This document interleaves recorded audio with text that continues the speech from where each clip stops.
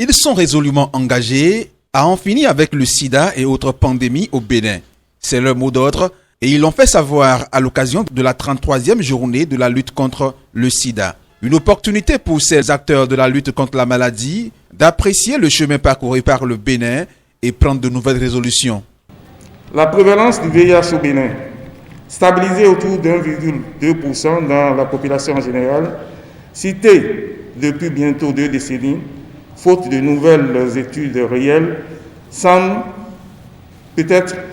ne semble peut-être pas si alarmant.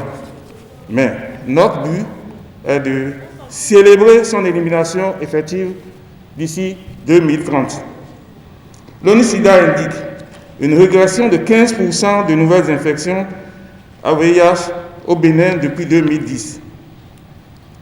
Ces données confirment les estimations qui laissent entrevoir que les nouvelles infections reculent dans tous les départements du Bénin et le département de la Donga en est vraiment l'exemple depuis les 5 dernières années.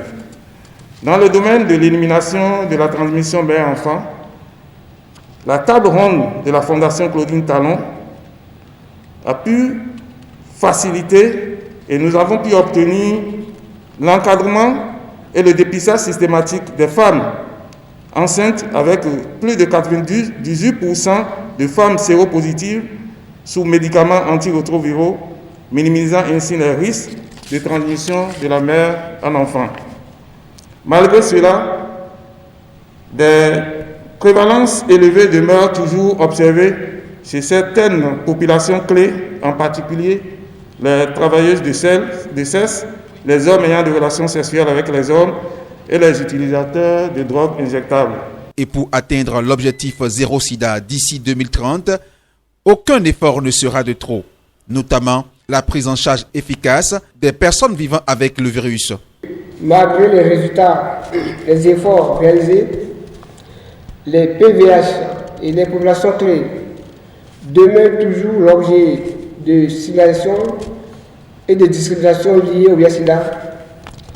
Et ceci constitue une entrave pour avoir accès au traitement malgré la disponibilité du traitement.